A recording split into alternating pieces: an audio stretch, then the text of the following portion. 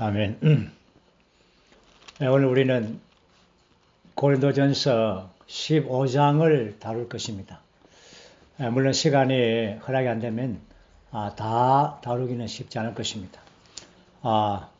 이 부활의 문제가 아주 58절까지 아주 길게 바울의 부담이 아주 깊고 또 부담이 아주 많은 이러한 문제입니다. 우리는 이 하나님의 행정 안에서의 이러한 5가지 문제들을 지금 다루고 있습니다. 그 첫 번째 문제가 머리 대심의 문제였죠. 두 번째는 이 몸의 하나, 만찬의 문제를 다뤘고, 세 번째는 이제 이 몸의 하나를 이제 간증하는 이러한 은사의 문제. 그 다음에 이제 네 번째 문제가 바로 부활의 문제입니다. 오늘 15장에서 부활의 문제를 저는 다루기 전에 먼저 우리가 14장에서 신원의 문제를 우리가 교통할 때에 우리가 더 교회 안에서 지체들의 모든 기능을 발휘할 수 있도록 우리의 신원이 더 전진되기를 원합니다. 그래서 신원의 훈련에 대한 이 5가지 항목을 교통을 드렸습니다. 그 첫 번째가 바로 신원에는 3가지 요소가 있다는 것이었죠.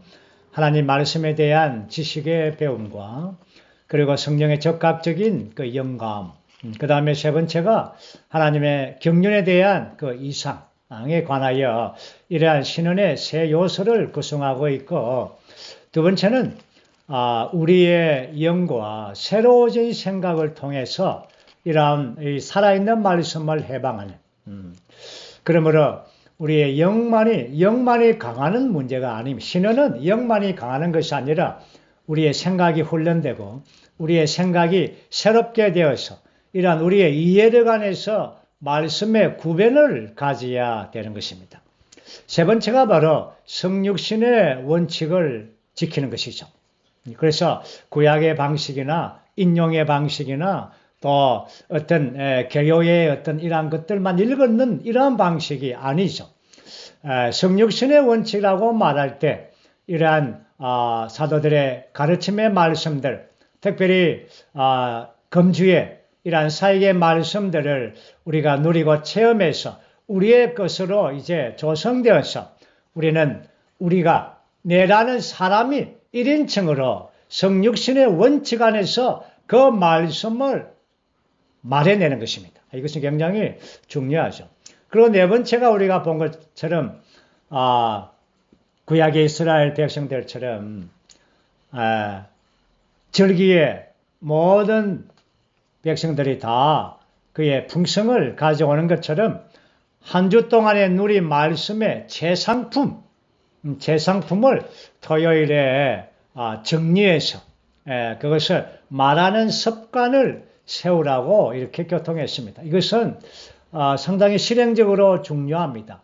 그래서 우리의 신원이 정말 중언부언하지 않고 정말 바람을 잡는 것처럼 구름을 뜬 것처럼 이렇게 멍하게 하는 것이 아니라 한 말씀이 다른 지체들에게 공급되어질 수 있도록, 그래서 이 습관을 세우는 것은 매우 중요합니다. 그래서 토요일 날 되면은 정리해서 그것을 쉬는 노트에 쓰고 또 반복해서 또 훈련하고 또 말하고 이렇게 해서 또 녹음을 해서 그것을 들어보고 해서 가장 귀한 부분들을 성도들에게 가지고 오는 굉장히 이것은 중요하죠. 그 다음에 마지막 5번째가 쉬는 자의 영은 쉬는 자에게 복종되는 것입니다. 그래서 우리가 신원을 할 때에도 내가 안에서 영이 부담이 있습니다. 영이 아주 강합니다. 그렇게 해서 3분을 넘게 이렇게 해서는 안 되는 것입니다. 아무리 영이 강해도 영은 쉬는 자, 사람에게 복종을 받아야 되는 것이, 이것이 질서가 있는 것이죠. 그래서 우리가 어떤 집회로 모일 때에 인달 형님들이 1분 하십시오. 1분으로 쉬는 날을 말해야 됩니다. 이것이 우리의 영이 신은 자에게 복종하고 제한받는 것입니다. 이렇게 해서 이제 합당하고 질서 있는 신현을 통하여 이러한 그리스도의 몸이 모든 지체들을 신원함으로써 함께 짜여지고 결합됨안에서 함께 스스로 건축이 되는 것입니다. 그래서 14장 마지막 39절과 40절에서 바울 형제님의 결론의 말씀을 이렇게 지었습니다. 그러므로 나의 형제님들 신원하기를 간절히 사모하십시오. 주일이 오기를 간절히 사모하십시오. 왜 그렇습니까? 신원하기 위해서. 신원을 위하여 주일을 사모하는 것입니다. 그리고 40절에서는 모든 것을 품위 있게 하고 질서 있게 하십시오. 12장에서 14장까지 은사의 문제를 다룰 때 특별히 바울의 사도의 부담은 이러한 신원의 방면을 마지막으로 결론 지을 때 그 결론의 말씀이 바로 질서입니다. 그 안에 신원은 질서 있게 하는 것이 매우 중요합니다. 내는 부담이 있습니다. 또 하고 이렇게 하는 것이 아닙니다. 굉장히 그거는 무질서합니다. 그것은 교회를 어지럽게 만드는 것입니다. 오늘 우리가 교회 집회로 모일 때에 우리는 이러한 이 성직자 제도라는 것이 교회는 없습니다. 몸 안에는 질서 있는 이러한 신원을 통하여 몸의 모든 풍성을 공급함으로 몸이 함께 몸 안에서 짜여지고 건축되어지는 것입니다. 우리 모두가 다 이러한 것을 배웠다면 우리는 한 주 한 주 우리의 신원이 더 발전되고 더 전진되기를 원합니다. 이제 우리는 부활의 문제에 들어가겠습니다. 15장은 부활의 문제의 전체를 다루고 있습니다. 부활의 문제는 그렇게 복잡하지가 않다고 여겨지죠. 부활은 다시 사는 것입니다. 어쩌면 단순합니다. 그렇지만 바울 형제님은 15장 58절까지죠. 아주 많은 절들을 사용해서 오래 이 한 장이 아주 깁니다.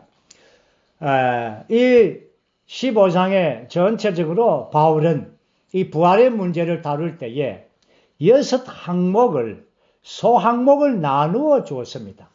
물론 바울 형제님이 직접 나눈 건 아니지만 그러나 이 6항목으로 교통을 하고 있습니다. 첫 번째는 그리스도의 부활이라는 주제입니다. 두 번째는 부활이 없다는 말에 대한 반박을 하고 있습니다.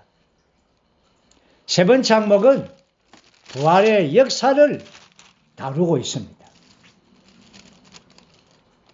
그 다음에 네 번째 항목은 부활의 도덕적인 영향. 이것은 나중에 우리가 보겠지만 바울의 그의 체험 안에서 부활이 그의 생활 안에서 끼친 영향입니다. 그 다음에 다섯 번째 항목이 부활의 정의. 부활이 무엇인가? 그리고 마지막 항목이 여섯 번째 항목이 부활의 승리. 이렇게 해서 부활이라는 이러한 전체적인 주제 안에서 여섯 소항목을 다루고 있습니다. 그리스도인은 생활은 부활이 그리스도인 생활의 사실 중심입니다. 지금 바울은 하나님의 행정적인 이 문제를 다룰 때에 이 네 번째 항목에서 부활의 문제를 다루는 것은 고린도에 있는 성도들이 바울 형제님에게 이러한 질문을 했습니다. 부활이 있습니까? 부활이 없다는 일부의 주장이 있습니다. 마치 사두개인들과 같습니다. 오늘날의 신신학자들과도 같습니다. 그 다음에 두 번째는 그들은 부활이 있다면 그 몸은 어떤 몸입니까? 이렇게 질문했습니다. 바울은 찬찬하게 이 부활에 대하여 아주 자세하게 6항목을 거쳐서 다루고 있습니다. 부활은 다시 말해서 그리스도인의 이 생명입니다. 생명력입니다. 부활이라는 이 단어는 생명, 살아있는, 활력이 있는 이러한 단어를 함축하고 있습니다. 사망을 정복한 것이죠. 네. 주님께서 십자가에서 죽으시고 또한 매장당하시고 그리고 부활했습니다. 이것이 사도들의 복음의 기초이죠. 부활은 바로 일어난 것입니다. 성경에서 부활이라는 단어를 다룰 때에 주님께서 부활의 능력으로 그분이 어떻게 한 것이 아니라 주님은 그분 자신이 부활입니다. 그렇기 때문에 사망이 그 부활이신 그분 자신을 잡을 수가 없는 것입니다. 붙잡을 수가 없는 것이죠. 그래서 그분은 음부, 사망의 이 안에서 며칠 계시다가 그분은 스스로 일어난 것입니다. 왜? 그분은 부활이시기 때문에 그렇습니다. 그래서 그리스도의 십자가와 부활은 이 우주 안에서 엄청난 사건이죠. 주님의 십자가는 옛 창조를 다 끝냈습니다. 옛 창조, 인류와 옛 피조물과 심지어 옛 창조물 모두를 다 끝내버렸습니다. 그리고는 부활을 통하여 새 창조를 발화시킨 것입니다. 이것은 정말 하나님께서 이 온 세상을 창조한 것보다 더 비밀스럽고 위대한 것입니다. 이제 우리는 부활이 없다는 사람들에 대하여 그러한 많은 의문들, 질문들에 대한 이러한 답변으로 첫 번째 사도는 첫 번째 항목으로 그리스도의 부활을 다루고 있습니다. 이것이 1절에서부터 11절까지. 저는 1절과 2절을 한번 먼저 읽어 보겠습니다. 형제님들, 내가 전에 여러분에게 전해준 복음을 여러분에게 일깨워 주려고 합니다. 여러분은 이 복음을 받았으며 또한 그 안에서 서 있습니다. 내가 여러분에게 복음으로 전한 말씀을 여러분이 견고히 붙잡고 있다면, 또 여러분이 헛되이 믿지 않았다면 여러분도 그 복음으로 말미암아 구원을 받고 있는 것입니다. 1절과 2절에서 이러한 우리는 두 가지의 항목을 볼 겁니다. 첫 번째 항목은 바울의 복음입니다. 바울의 복음은, 이러한 사도의 복음은 완성하는 복음입니다. 로마서에서 또한 갈라디아서에서 바울은 자신이 전한 복음 외에 다른 복음을 전하면 저주를 받는다고 했습니다. 심지어 천사라도. 그렇기 때문에 바울의 복음은 유일한 하나님의 복음이요, 완성된 복음입니다. 사복음서를 다 포함한 그 복음이 바로 삼위일 하나님께서 과정을 거쳐 완결되셔서 이제 우리의 생명이 되셨고, 바로 하나님께서 우리와 하나 되심으로 우리는 하나님의 표현이 되고, 또한 그리스도의 몸으로서 건축되어서 새 예루살렘으로 완결될 것이다. 이것이 바울의 완성된 복음입니다. 이러한 복음을 바울은 고린도에 있을 때에 1년 반 동안 머물 때에 고린도 성들에게 이미 전해준 복음입니다. 그리고는 두 번째 항목은 바로 여러분도 그 복음으로 말미암아 구원을 받고 있는 것입니다. 구원을 받고 있는 것입니다는 겁니다. 이러한 바울의 완성된 복음, 완전한 복음을 받은 그들은 구원을 받았을 뿐 아니라 구원을 받고 있는 것입니다. 구원의 노정 안에 있습니다. 어떤 믿는 이들이 간혹 이런 질문을 합니다. 당신은 구원받았습니까? 구원파라는 이러한 무리들이 이렇게 질문 많이 하죠. 그럼 우리의 대답은 어떻습니까? 예, 구원받았습니다. 그리고 구원받고 있습니다. 이것이 정확한 답입니다.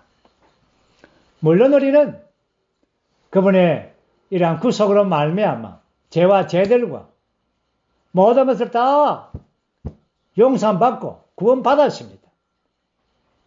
거듭났습니다. 그렇지만 우리는 계속해서 구원을 받고 있는 노정 안에 있습니다. 이것은 우리가 변화되고 생명이 성숙하고 마다들과 같은 형상을 이루고 결국은 이러한 구원의 최종 완성인 영화롭게 됨까지 이것이 최종 완성입니다. 우리는 그날까지 우리는 지금 구원받는 노정 안에 있습니다. 이것이 정확한 답이죠. 그 다음에 우리는 3절과 4절을 보겠습니다. 내가 우선적으로 여러분에게 전해준 것은 나도 전에 받았던 것인데 그것은 그리스도께서 성경대로 우리의 죄들 때문에 죽으셨다는 것과 무덤에 묻히셨다는 것과 성경대로 제3일에 살아나셨다는 것과 여기까지. 자, 이것은 사도의 복음의 이러한 기본의 중심입니다. 초대교회의 모든 성도들의 복음, 그 정언은 바로 이 세 항목입니다. 첫 번째는 주 예수님께서 우리의 죄들을 위하여 죽으셨다는 것입니다. 두 번째는 그분은 무덤에 매장되셨다는 것입니다. 세 번째는 성경대로 제3일에 살아났습니다. 부활했습니다. 십자가와 매장과 부활, 이 세 항목은 초대교회의 모든 성도들의 이러한 복음의 기본 세 요소인 것입니다. 거기에서 가장 중요한 것이 바로 부활이죠. 그래서 이러한 사도들의 가는 곳마다 예수 그리스도의 부활을 간증했습니다. 증언했습니다. 증인들로서. 그래서 5절에서부터 여기에 11절까지 이러한 많은 사도들이 어떻게 증언했는가에 대하여 보여주고 있습니다. 5절에서는 주님은 게바에게 나타나시고 12제자에게 언제? 부활 이후입니다. 그 다음에 500명에게, 야고보에게, 모든 사도들에게, 마지막에는 이러한 바울에게 자기를 소개할 때 팔싹둥이 같은 나에게도 사도들 중에 가장 작은 나, 교회를 박해하고 사도라 불릴 자격이 없는 나에게까지 주님이 나타났습니다. 이제 우리는 10절을 한번 읽어보죠. 그러나 내가 지금의 된 것은 하나님의 은혜로 된 것이니 나에게 주신 그분의 은혜가 헛되지 않았던 것입니다. 나는 모든 사도들보다 더 많이 수고하였습니다. 그러나 그것은 내가 아니라 나와 함께한 하나님의 은혜였습니다. 아멘. 10절의 한 구절에서 은혜가 3번 언급됩니다. 나의 나된 것은 하나님의 은혜입니다. 그분이 나에게 주신 은혜가 헛되지 않았습니다. 내가 아니요 은혜입니다.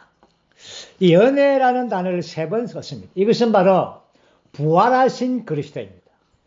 다시 말해서 부활을 강조하기 위하여 그분은 부활 안에서 은혜가 되신 것입니다.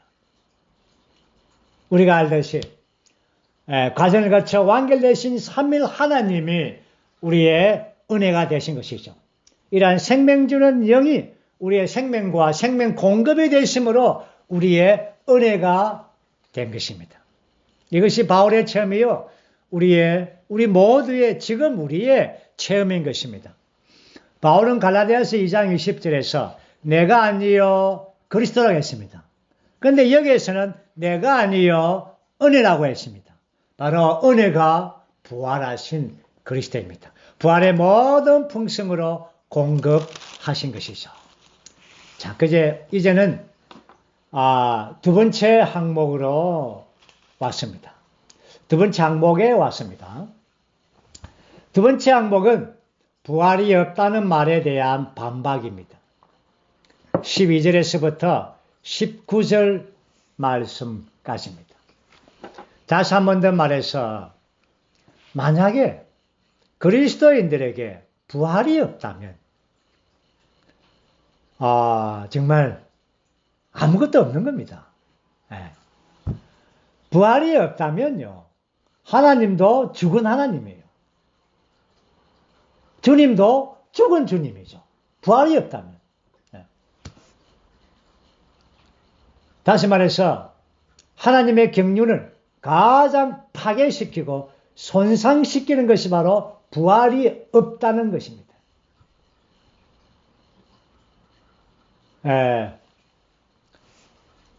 사두개인들이 그랬고 오늘날 신신학자들이 지금 그렇게 주장하고 있죠. 오늘 기독교는 어떻습니까? 제가 물어보죠. 기독교는 부활이 있다 합니까? 없다 합니까? 부활이 있다. 부활은 있다 합니다. 기독교는 부활이 있다 합니다. 그러면은 기독교의 부활과 우리의 부활의 차이점이 무엇입니까? 기독교 안에 있는 부활과 저희 회복 안에 있는 부활의 차이점은 무엇입니까? 생명신 영을 보죠. 부활이 있다 없다가 문제가 아니죠. 바로 기독교 안에서의 부활은 이 부활을 교리화시킨 것입니다. 그래서 부활절이라고 해서 계란을 삶아가지고 저도 어릴 때 계란을 부활절날 그렇죠 많이 먹어봤습니다. 이것은 부활을 교리화시켜 버린 것입니다. 그러나 부활은 교리가 아닙니다. 부활의 자체가 부활에 살아있는 것이지 않습니까? 생명력이 있고 생명 맥박이 바로 부활입니다. 주의 회복 안에서의 부활은 부활의 실제와 부활의 체험과 부활의 생명 맥박과 생명을 강조하는 것입니다. 그러므로 주의 회복 안의 모든 지체들은 부활 생명을 그날에 우리가 부활의 소망을 가질 뿐 아니라 지금 부활을 체험하는 것입니다. 부활을 교리화시키는 것이 아닙니다. 부활이 우리에게 체험이죠. 부활에 우리가 매일 먹는 음식처럼 먹는 것입니다. 우리가 음식을 밖에 보고 그렇죠? 아이고 저 맛있겠다 합니까? 마치 기독교는 부활을 보고 아이고 놀랍네. 그러나 우리는 부활의 음식을 먹는 것입니다. 부활의 음식을 먹고 부활을 체험하는 것이죠. 이것이 이 부활에 대한 아주 우리의 체험이죠. 그리고는 사도는 부활이 없다는 이 사람들에 대하여 반박으로 몇 가지를 우리가 지금 12절에서 19절까지 다루고 있습니다.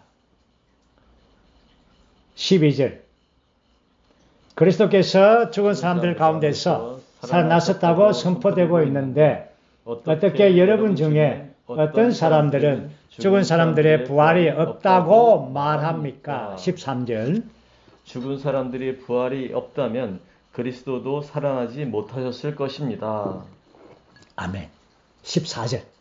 그리스도께서 살아나지 못하셨다면 우리가 전파하는 것이 공허한 것이고 여러분의 믿음도 공허한 것이며. 아멘. 부활이 없다고 말한 그 말 한마디가 하나님과 그리스도를 무효화시킵니다. 하나님의 경륜을 무효화시킵니다. 우리 모든 그리스도인을 다 공허하게 만드는, 우리의 믿음을 공허하게 만드는 것입니다. 정말 바울은, 사도는 이 부분에서 너무나 분명했습니다. 다시 한 번 더 이 부분을 정리한다면, 만약에 부활이 없다고 생각을 한번 해봅시다. 그러면 우리가 믿은, 어렵게 받은 것, 생명을 분배한 것, 거듭난 것, 또한 우리가 변화되고 있고 생명이 성숙하고 있고 이 모든 하나님의 완전한 구원은 전혀 공허한 것입니다. 얻게 되는 것입니다. 부활은 이 하나님의 완전한 구원의 생명선인 것입니다. 그리고 오늘 교회 안에서 그리스도의 몸인 교회와 또한 우리 모든 지체들, 또 한 세 사람인 교회, 신부인 교회, 하나님의 왕국인 교회, 모든 이런 교회의 방면도 무너지는 것입니다. 교회의 모든 방면의 기초도 부활 위에 서 있는 것입니다. 그만큼 부활은 매우 중요한 것이고, 그리고 하나님의 신약 경륜은 만약에 부활이 없다면 하나님의 신약 경륜은 완전히 붕괴되어 버리고 하나님의 목적은 전혀 이룰 길이 없습니다. 그렇기 때문에 부활은 하나님의 이러한 행정 안에서 매우 중요한 것입니다. 하나님의 행정의 그 수행을 위하여 이러한 부활이 거기에 중심적이고 내용적인 것입니다. 이것이 바울의 이제 강한 부담이죠. 그리고 이제 17절 한번 읽어보겠습니다. 그리스도께서 살아나지 못하셨다면 여러분의 믿음은 헛된 것이고 여러분은 여전히 죄들 가운데 있는 것입니다. 아멘. 여기서 우리는 십자가와 부활에 대한 다시 한 번 더 이 정의를 갖죠. 십자가는 우리가 알듯이 우리의 죄들과 죄와 모든 것을 다, 모든 정죄를 다 끝내버렸습니다. 부활은 무엇입니까? 부활은 여기 17절에 있는 것처럼 부활은 죄들의 권능, 죄의 권세, 여기에서 구출받는 것은 십자가입니까? 부활입니까? 부활입니다. 그렇기 때문에 부활이 없다면, 만약에 십자가만 있고 부활이 없다면 죄의 권능과 권세를 해방받을 길이 없는 것입니다. 오늘 성도들 가운데 거듭났지만 죄의 문제에 빠지지 못한 사람들 왜 그렇습니까? 부활의 능력이 없기 때문에 그렇습니다.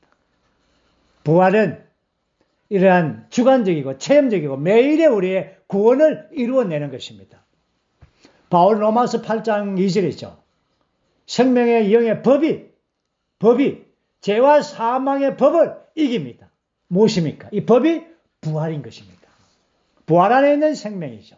생명의 법인 것입니다. 자, 그리고 18절, 19절을 읽어보죠.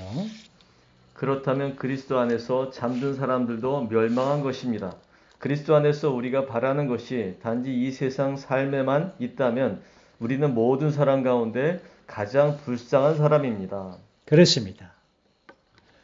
만약에 부활이 없다면 그리스도 안에 잠든 사람들도 부활하지 못하고 영원히 멸망당한다는 것입니다. 그리고 그리스도 안에 우리가 바라는 것이 다만 이 세상만 있다면 우리가 가장 불쌍한 사람들입니다. 왜 그렇습니까? 우리는 부활의 소망을 가지고 있기 때문에. 그리스도의 부활은 다시 한 번 더 말합니다. 그리스도의 생활에서의 소망일 뿐 아니라 그리스도의 생활의 생명 능력이고 생명선입니다. 그리고 하나님 편에서는 하나님의 행정을 수행하는 그러한 방면인 것입니다. 이제 우리는 세 번째 항목인 부활의 역사의 방면입니다. 사도는 이 부활의 역사에 대하여 이 삽입 구절을 썼습니다. 20절에서 28절까지는 부활의 역사에 대하여, 부활은 나중에 우리가 보겠지만 이러한 세 번의 역사가 있습니다. 첫 번째 부활, 두 번째 부활, 세 번째 부활. 이런 부활의 역사를 이제 삽입해 줍니다. 그리고는 28절까지 부활의 역사를 삽입하고 29절이 되면 18절, 19절과 연결시켜 줍니다.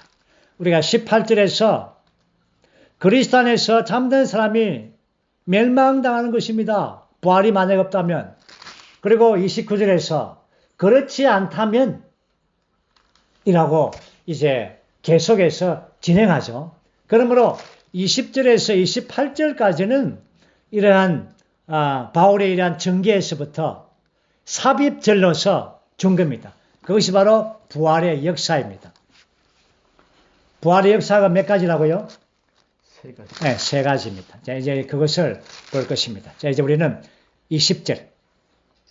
그러나 이제 그리스도는 죽은 사람들 가운데서 살아나셔서 잠든 사람들의 첫 열매가 되셨습니다. 아멘. 이제 부활에 관한 역사에서 첫 번째 역사가 바로 첫 열매입니다. 첫 열매는 바로 그리스도 그분 자신입니다. 다시 말해서 우리가 이 부분을 진리의 항목에서 보면 구약의 레위기 23장에서 그 첫 열매를 보면 거기에 한 이삭이 아니라 한 단입니다. 그래서 첫 열매가 한 단으로서 이제 거두어지죠.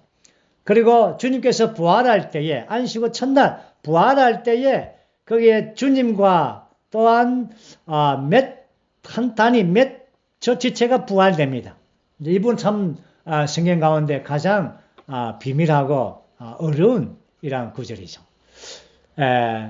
그리고는 이제 첫 열매이신 그리스도께서 부활하셨고 그 첫 열매입니다.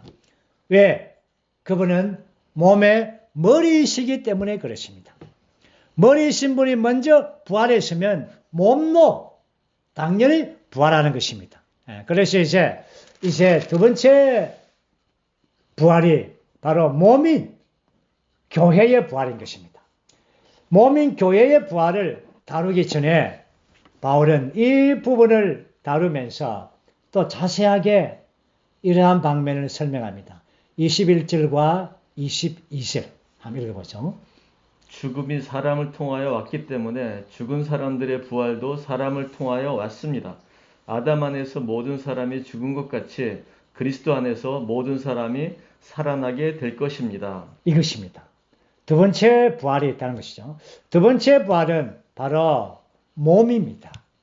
머리신 그리스도가 있어 먼저 첫 번째 부활하셨고 두 번째는 이러한 몸인 교회가 부활하는데 누굽니까? 23절 말씀에 보면 그리스도께서 오실 때에 그분께 속한 사람들, 그분께 속한 사람들이 누굽니까? 믿는 이들, 부활한 믿는 이들. 여기에서는 죽은 믿는 이들이 부활했죠. 또 살아남은 믿는 이들이 변행된 그 믿는 이들을 포함한 것입니다. 그래서 첫 번째 사람 아담이 죽음을 통하여 왔죠. 이제 두 번째 사람 그리스도께서 부활을 통하여 온 것입니다. 그러므로 아담 안에서는 모든 사람이 죽은 것처럼 그리스도 안에서는 모든 사람이 살아나게 될 것입니다. 왜? 그분께서 첫 번째로 부활했기 때문에. 그리고 이제 우리는 아주 중요한 이 진리 항목의 방면에 보겠습니다. 24절입니다. 읽어보죠. 그 다음은 끝인데 그때 그리스도께서 모든 통치와 모든 권세와 능력을 없애버리시고 왕국을 그분의 하나님 곧 그분의 아버지께 넘겨드리실 것입니다. 아멘. 첫 번째 부활, 두 번째 부활, 그 다음은 끝이라고 말합니다.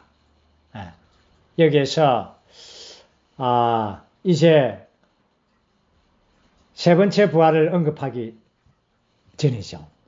이 끝은 그때에 바로 천년왕국의 끝입니다. 주 예수님께서 이 시대가 마감하고 이 시대가 마감했죠. 그러면 이제 첫 번째 부활, 두 번째 부활이 다 끝났죠. 그리고 주님이 오셔서 두 번째 부활한 그들과 함께, 그렇죠? 모든 통치와 권세와 다 가지고, 능력을 가지고 천년 왕국을 이끌어 갑니다. 천년 왕국의 시간이 이제 끝나서, 그때 끝나서 이제 왕국을 그분의 하나님, 곧 그분의 아버지께 넘겨드리실 것입니다. 이것은 천년 왕국 이후입니다. 그때 세 번째 부활이 있습니다. 누굽니까? 불신자들. 불신자들. 믿지 않은 사람들, 불의한 자들, 불신자들은 천년 왕국 이후에 그들을 부활시켜 줍니다. 왜 부활시켜 줍니까? 몸과 함께 불못으로 보내기 위한 것입니다. 이렇게 해서 부활의 세 방면을 보았습니다. 그러나 첫 번째, 두 번째 부활이 우리의 부활이죠. 이제 28절로 바로 이제 넘어가죠. 모든 것이 그분께 복종하게 된 그때에는 아들 자신도 모든 것을 자기에게 복종하게 하신 분께 복종하실 것입니다. 그리하여 하나님께서 모든 것 안에서 모든 것이 되실 것입니다. 아멘. 이것이 하나님의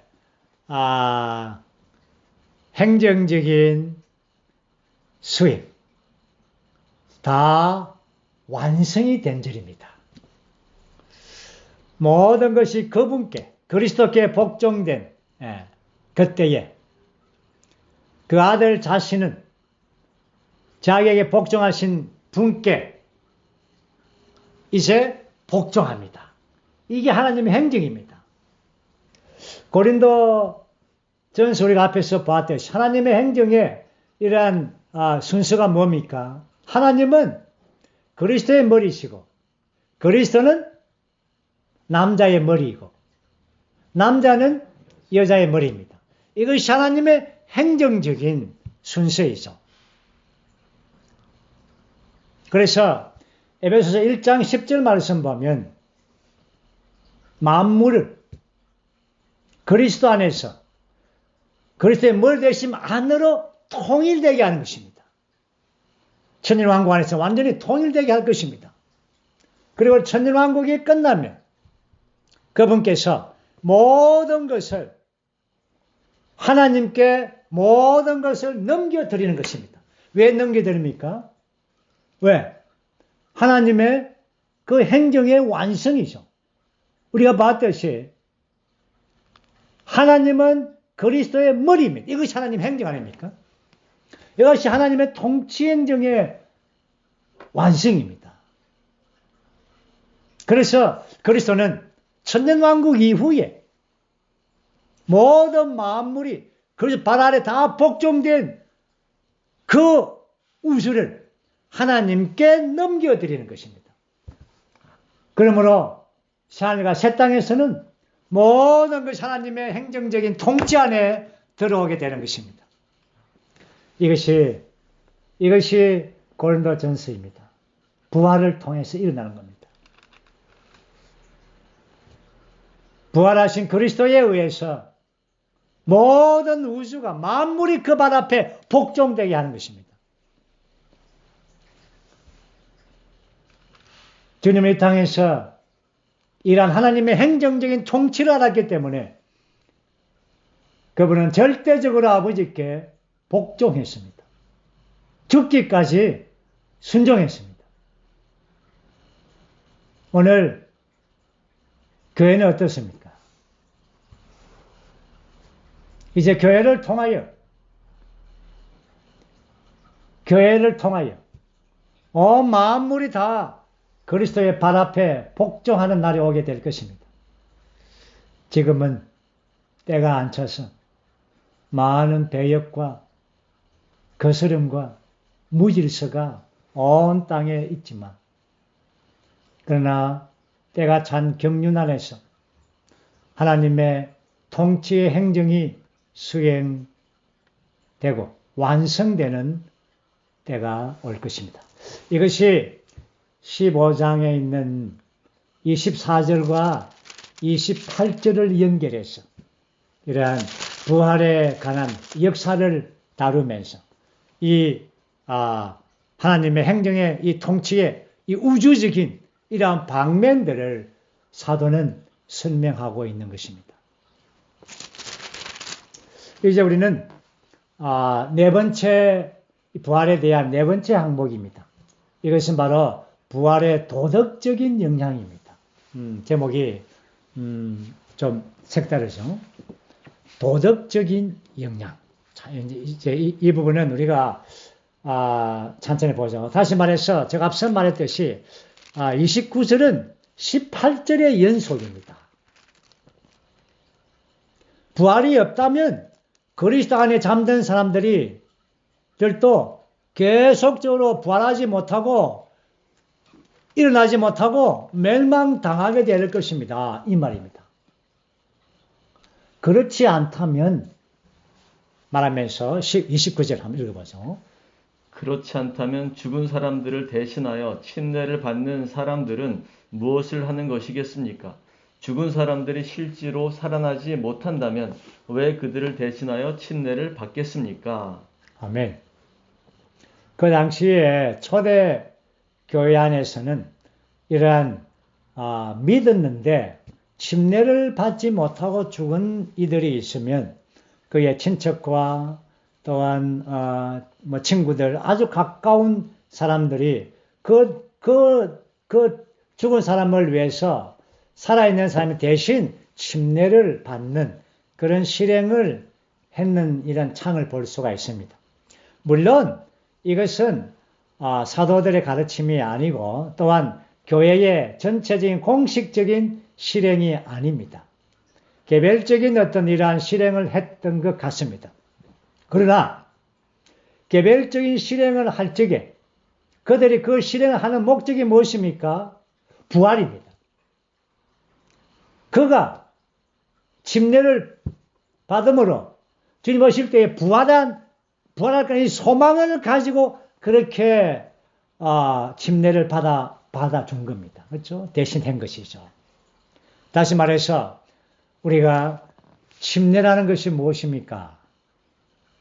대부분 다 침례를 말하면 죽음과 함께 죽었습니다. 죽음과 함께 장사되었습니다. 라고 말하죠. 그러나 여기서 사도의 관점은 침례는 바로 부활을 상징하는 것입니다. 죽음과 매장이 있었지만 그러나 거기에 부활이 일어남이 있지 않습니까? 특별히 침례는 부활을 강조하고 있는 것입니다. 그렇기 때문에 여러분들이 왜 여러분들 대신 그런 침례를 받아줍니까? 여러분 부활이 있고 부활의 소망을 가지고 있고 그 죽은 자가 부활할 거라는 그런 소망 때문에 여러분들이 침례를 대신 받지 않았습니까? 그러면서 여러분들이 부활이 없다고 말합니까? 바울의 의도가 분명하죠. 이런 조그마한 실행을 끄집어내서 그들에게 부활에 대한 이러한 이 항목을 강조한 것입니다. 그 다음에 우리가 30절과 31절 한번 읽어보죠. 왜 우리 또한 매시간 위험을 무릅쓰겠습니까? 형제님들, 내가 우리 주 그리스도 예수님 안에서 가지고 있는 여러분에 대한 나의 자랑을 두고 단언하는데 나는 날마다 죽습니다. 아멘. 우리가 왜 이런 위험을 무릅쓰고 복음을 전하겠습니까? 바울은 우리가 여러분들에게 고린도에 갈 때 정말 죽음을 무릅쓰고 갔습니다. 갈라디아에 있는 많은 아시아에 있는 환란, 살 소망이 끊어진 그런 죽음을 무릅쓰고 왜 갔습니까? 우리의 복음이 부활의 복음이기 때문에 그렇습니다. 바울은 내가 여러분에게 대한 나의 자랑을 두고 단언합니다. 단언컨대 나는 날마다 죽습니다. 이것은 바로 이러한 그들에게 이 복음을 위하여 생명을 걸고 복음을 전파했다는 것을 보여주고, 또한 한면에서는 그는 날마다 그의 자신 안에서 자아는 날마다 십자가에 죽임을 당했다는 것입니다. 그리고 32절 말씀 한번 읽어보죠. 내가 사람들이 흔히 하는 대로 에베소에서 사나운 짐승들과 싸웠다면 나에게 무슨 유익이 있겠습니까? 죽은 사람들이 살아나지 못한다면 우리가 내일 죽게 될 것이니 먹고 마시자라고 할 것입니다. 아멘. 여기서 에베소에서 사나운 짐승들과 싸웠다면, 정말 바울은 에베소에서도 많은 고난과 고통이 있었죠. 그리고 감옥에도 잡히기도 하고, 생명의 위협을 무릅쓰고 수고하여 얻은 열매입니다. 고린도 성도들이 그렇습니다. 정말 바울은 사도로서 이러한 장래의 이 소망의 부활의 소망을 보상을 얻기 위하여 그들에게 이러한 이 싸움을 함께 싸운 것입니다. 그런데 여기에 뭐라 했습니까? 죽은 사람들이 살아나지 못한다면 내일 죽게 될 것이니 먹고 마시자. 케세라 세라. 이게 뭡니까? 될 때 케세라 세라. 오늘 먹고 마시고 춤추고 놀고 에피쿠르스 학파들입니다. 그 당시에 에피쿠르스 학파들은 바로 이랬습니다. 내일 죽게 될 것인데 오늘 먹고 마시자, 젊어서 노세, 케세라 세라 이 말입니다. 바울은 이런 그 당시에 이러한 은혜로서 이렇게 말해주고 있죠. 33절, 여러분 미혹되지 마십시오. 악한 사람들과 사귀는 것은 좋은 행실을 부패시키는 것입니다. 여기서 악한 사람들이 누굽니까? 부활이 없다는 이러한 이단자들입니다. 그들과 사귀지 마십시오. 그 다음에 34절, 술 취한 데서 깨어나 의롭게 되어 죄를 짓지 마십시오. 왜냐하면 여러분 가운데 하나님을 알지 못하는 이들이 있기 때문입니다. 내가 여러분을 부끄럽게 하려고 이 말을 합니다. 아멘. 혼미한 상태. 이러한 데서 우리가 이 부활이 없다는 이러한 악한 자들과의 사귀면 이 혼미하게 된다는 것이죠. 그리고 의롭게 되지 못한다는 것은 하나님과 사람에게 올바름이 없다는 겁니다. 자, 이제 우리는 이 부활의 도덕적인 역량 안에서 바울의 이러한 체험 안에서 이러한 복음에 대한 그 부활에 끼친 영향을 이제 보여주고 이 부활의 문제를 확정해 주고 있는 것이죠. 이제 우리는 이 부활의 이 항목에서 5번째 항목, 상당히 진리적으로 아주 중심적이고 또한 우리 부활에 관해서 상당히 내재적인 의미를 가지고 있는 이러한 항목입니다. 부활의 몸에 관한 겁니다. 35절에서 44절까지 먼저 우리는 35, 36, 37절 한번 읽어보죠. 그러나 죽은 사람들이 어떻게 살아납니까? 또 어떠한 몸으로 옵니까? 라고 묻는 사람이 있을 것입니다. 어리석은 사람이여, 그대가 뿌리는 씨가 죽지 않으면 살아나지 못할 것이며, 또 그대가 뿌리는 것은 장차 생겨날 형체를 뿌리는 것이 아니라 다만 밀이나 다른 곡식의 알맹이일 뿐입니다. 아멘. 고린도의 성도들은 이 두 가지 질문이죠. 부활이 있습니까? 두 번째는 부활이 있다면 어떤 몸으로 옵니까? 이런 것들. 이제 이 부분에 대하여 이제 답변을 해야 되고, 또 이러한 답변을 통하여 부활이 무엇인지, 부활에 대한 내재적인 의미를 이제 보여줍니다. 먼저 이러한 답변에 대해서 이 사도의 답변은 이 자연계의 법칙을 설명해 주고 있습니다. 이것이 바로 38절과 39절 한번 읽어보죠. 그러나 하나님은 뜻하신 대로 씨앗의 형체를 주시는데 각 씨앗에 그 고유한 형체를 주십니다. 모든 육체가 다 같은 육체는 아닙니다. 사람의 육체가 있고 가축의 육체가 있고 새의 육체가 있고 물고기의 육체가 있습니다. 아멘. 첫 번째 질문에 대한 답변은 우리 앞에서 우리가 많이 봤습니다. 이제 두 번째 질문에 대한 답변은 이제 38절부터 시작이 되겠죠. 이러한 하나님의 뜻대로 씨앗의 형체를 주시, 이러한 자연계의 법칙, 하나님의 뜻에 따라서 이러한 씨앗, 예를 들어서 밀의 씨앗을 합시다. 밀의 씨앗이 땅에 이렇게 떨어져서 썩어버리죠. 그리고는 이제 씨가 이제 돋아납니다. 이게 부활이죠. 죽음과 부활에 대한 예표이죠. 그리고는 이제 아주 튼튼한 많은 씨들, 밀의 알들 많은 이렇게 맺습니다. 자, 그 뿌린 씨앗, 형체가 그렇죠. 아주 특별하게 되죠. 그 다음에 이제 아주 특별하게 형체가 되는 것은 수박인데, 저는 수박을 보면 참 특별합니다. 수박의 씨는 아주 시꺼멓죠, 그렇죠? 시꺼멓고 작습니다. 보잘것없죠. 그런데 그게 이제 땅에 뿌려져 심겨지면 이제 그게 자라서, 그렇죠? 수박이 열리면 그 형체가 시커먼 조그마한 그 씨가 이런 아름들이 큰 녹색으로, 그렇죠? 녹색으로 이렇게 형태가 바뀌어버렸습니다. 형태가 바뀌어버렸습니다.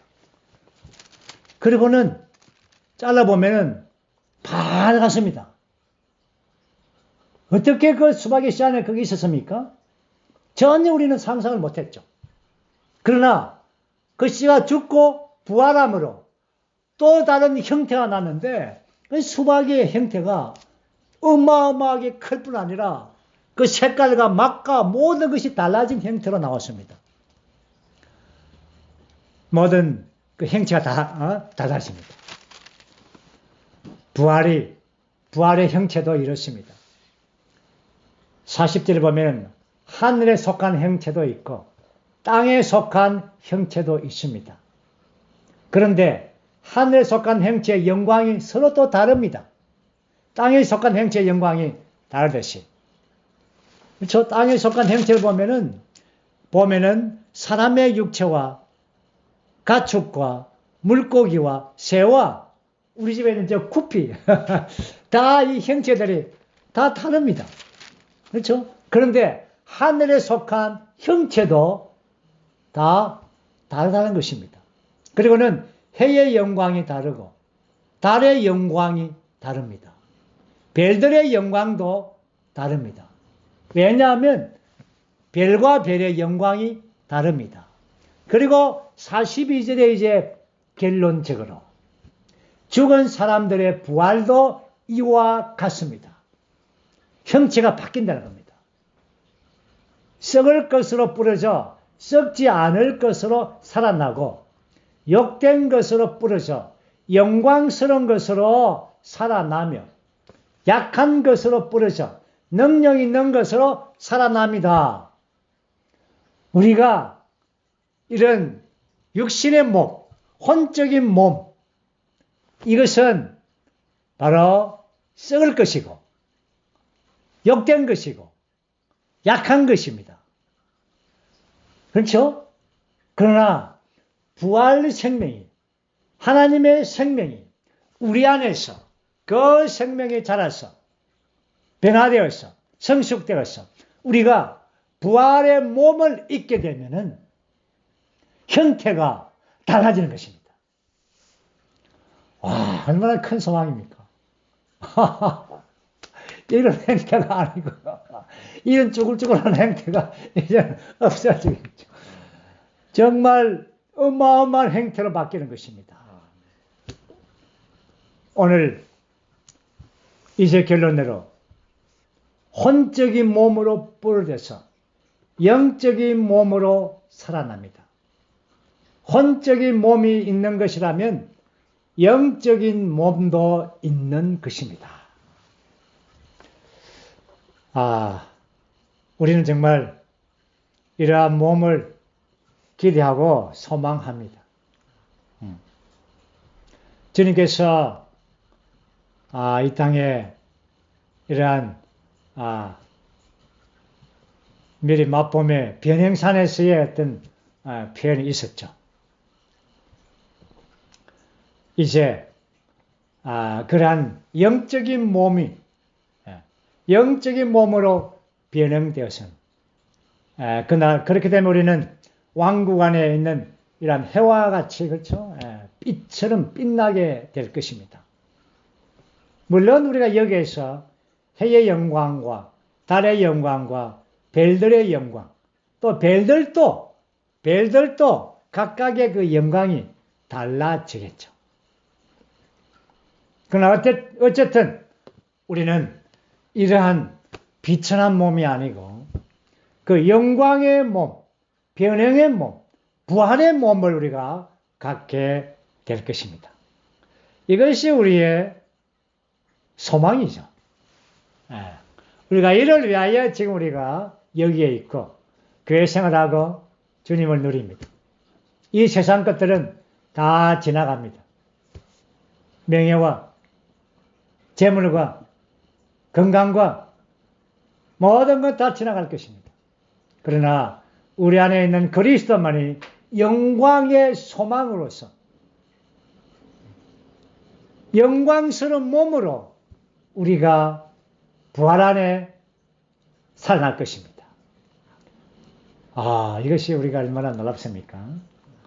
그래서 이제 이 부분을 이 부활의 몸에 대한 이 내재적인 의미를 이제 바울 형제님은 결론을 지으면서 영적인 몸이 어떤가에 대하여 45절, 46절, 49절까지를 이제 보여주고 있습니다. 특별히 우리가 이 45절을 함께 우리가 먼저 읽어보겠습니다. 그러므로 성경에 기록된 대로 첫사람 아담은 산혼이 되었지만 마지막 아담은 생명 주는 영이 되셨습니다. 자, 우리 회복안에서 가장 최고의 성경 구절을 찾는다면 당연히 이 구절이죠. 첫사람 아담은 산혼이 되었지만 마지막 아담은 생명 주시는 영이 되셨습니다. 많은 우리가 기독교 안에서 추구하는 자들도 이 구절의 말씀을 읽었지만 그러나 이것이 여기에 있었는지를 몰랐습니다. 그러나 우리가 주의 회복 안에 들어올 때 이 성경 구절이 여기에 있었구나. 그리고 이 의미가 엄청난 의미를 가지고 있습니다.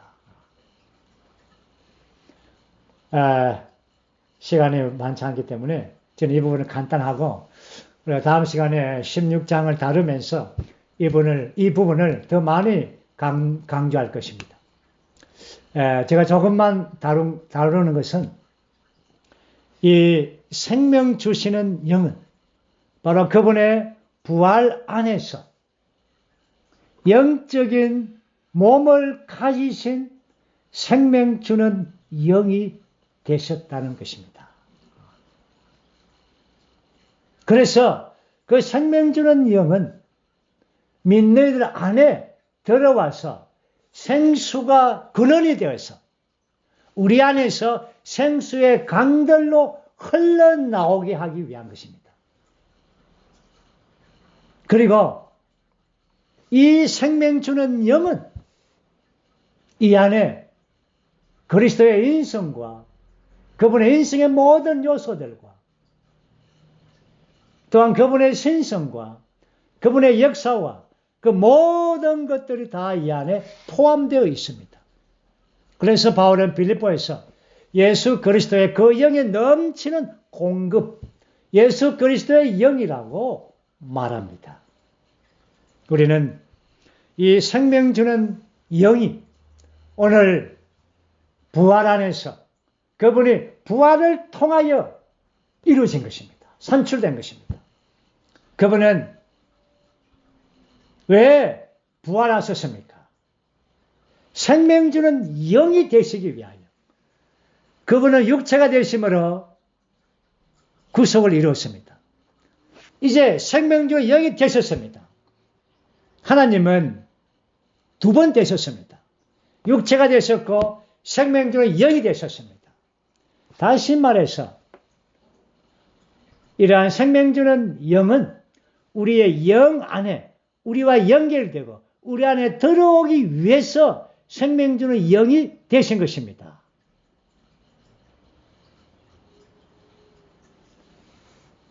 사실은 그분은 부활하신 그분 자신이죠.